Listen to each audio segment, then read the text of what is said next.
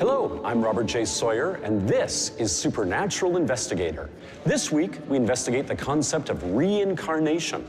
Half of the planet's population shares the same belief, that some part of us survives death and that reincarnation is a real possibility.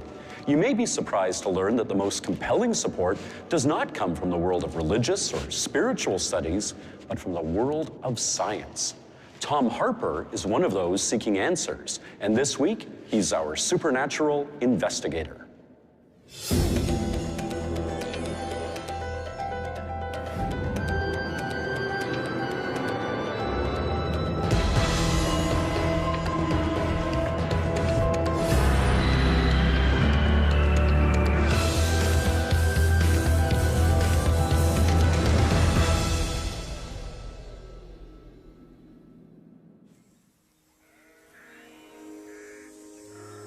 I've come to the point with regard to reincarnation that I think not only is it a worthy subject of investigation, but that the evidence strongly suggests that it may, in fact, be true.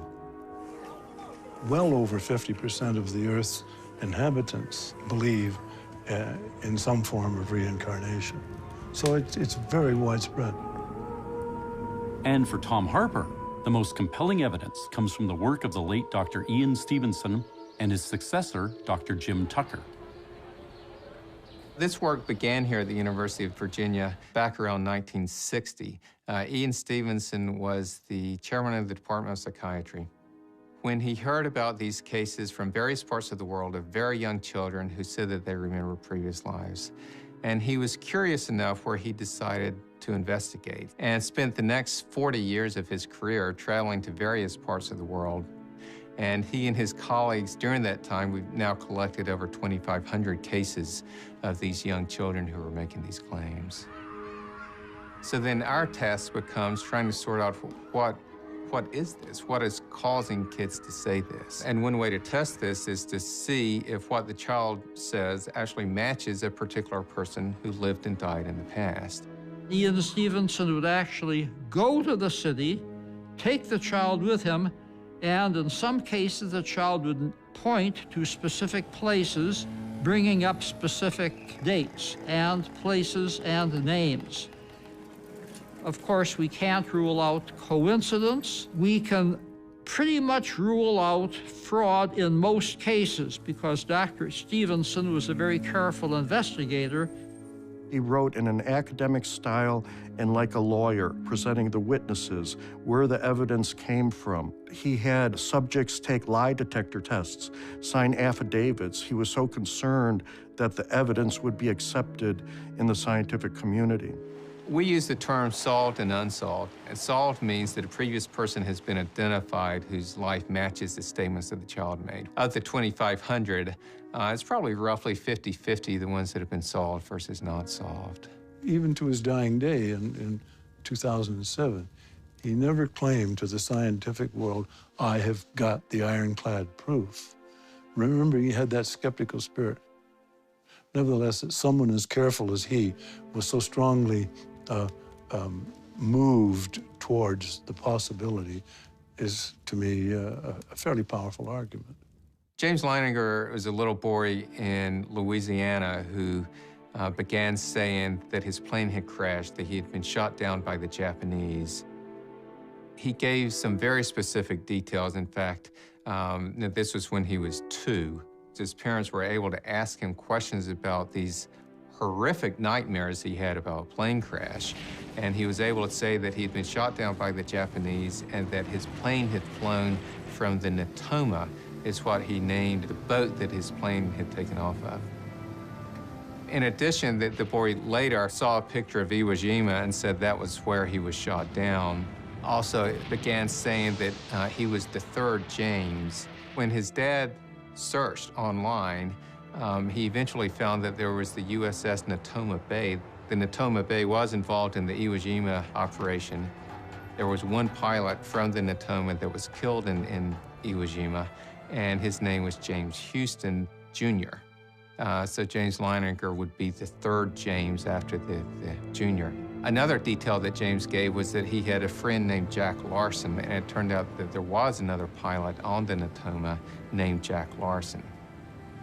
The child was talking about a past life from more than 50 years before, which is unusual in our cases. So there was seemingly no way that he could have known the details that he came up with. Goodbye, James and Houston. His father was an evangelical Christian who was totally resistant to reincarnation. But his son gave out so much information about World War II. They said, you know, he could not have learned this watching Sesame Street. I salute you. I think that what reincarnates, as far as one can tell from all the literature and so on, is the essential self. When I was about 2 years old, I told my mother that my name was not really Barbro, it was Anne. Barbara was born in 1954 in Sweden to a Christian family, and they had no idea who Anne Frank was because the diary of Anne Frank had not yet been translated and published in Sweden. I know my name was Anne Frank, but they insist calling me on Barbro. And my parents insisted me to call them Mom and Pa, and I knew they were not my real parents. Well, her parents thought this was all fantasy until something happened when she was 10 years old. By this time, the parents knew who Anne Frank, the historic figure, was. And they went on a tour of European cities, including Amsterdam, where the Anne Frank house is located. We were at the hotel room, and my father said that let's do the Anne Frank house first. So I called for a cab. And I found myself saying to them, we don't need a cab, we're not far away. And I knew exactly where we were. And her parents said, how could you know? You've never been here. And she said, well, I know, let me show you. And she took him by the hand and led him on a 10-minute walk through the winding streets of Amsterdam directly to the Anne Frank house. Then when we came up towards the house, I saw that the steps outside were different, were changed. So I stopped and I said, it's strange, they have changed those steps. When I came into that house, it was the most horrifying feeling I have ever had. Because all of a sudden I was back to my dreams.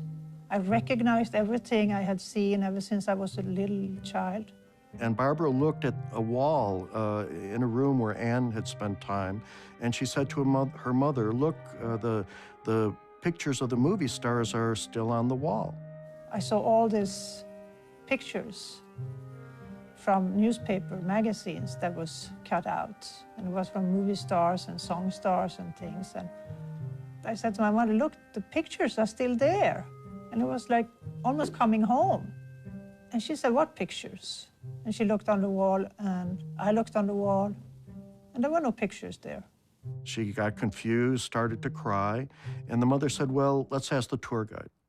And the tour guide said, yes, indeed, the photos that Anne Frank had clipped are normally on that wall, but we took them down because people were touching them, taking them. We're going to put them under glass and then put them back.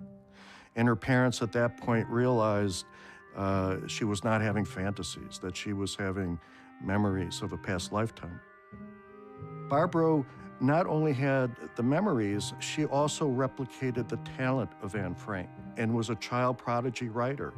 It was everything from poetry to little stories, thoughts about the higher power, reincarnation, where we came from, where we were going, but nothing that I had memories from being Anne Frank or anything, because I had decided not to talk about it anymore. And Barbara had her first book published at age 12. And she had another 8 or 9 books published in her teenage years. And her first book became the best-selling prose book in Swedish history. And guess what? Barbara has the same face as Anne Frank. There's certainly evidence from our cases that there can be these memories from past lives that are in children. Now, evidence is not the same thing as proof, but there's no question that there is empirical evidence for it.